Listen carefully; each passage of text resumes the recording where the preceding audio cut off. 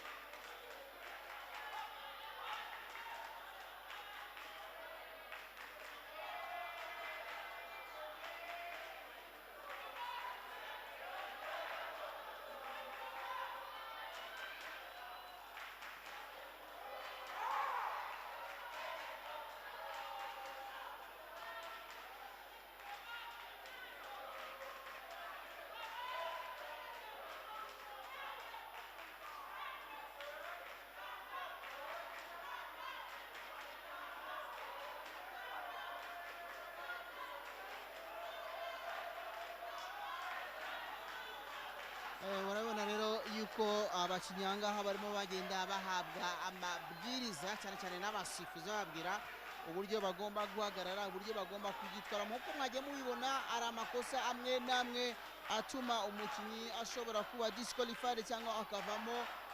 Iyo amaze kugera amakosa agera kuri 4 ashobora kuvamo.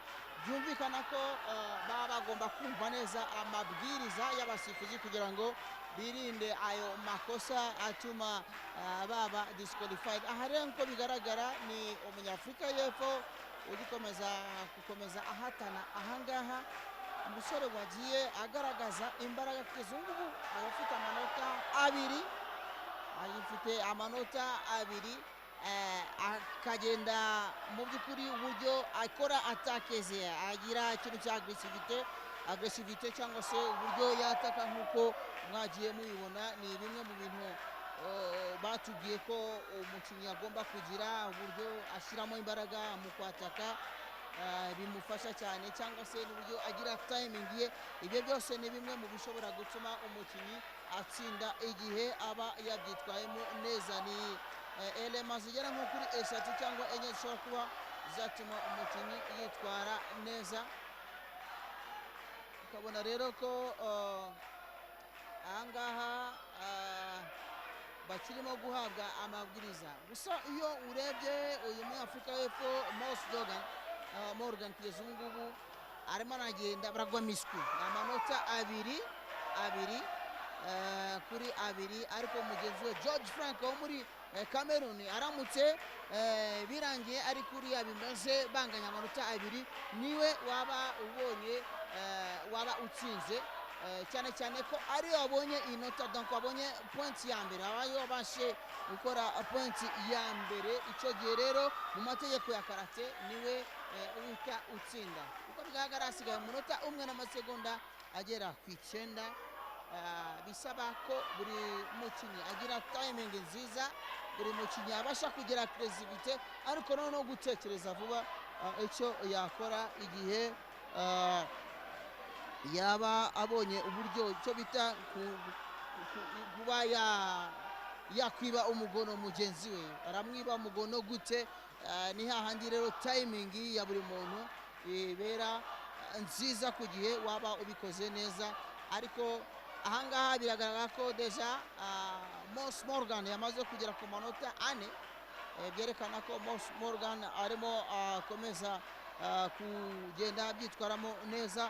Moss Morgan wagiye agira timing ye yitonze ku buryo byatumye arushaho kugenda abona amanota arusha uyu munyakamerun ahangaha kubera timing ye nziza yagiye agira. Aha murabona ko bagenzi bo muri Afurika y'Epfo,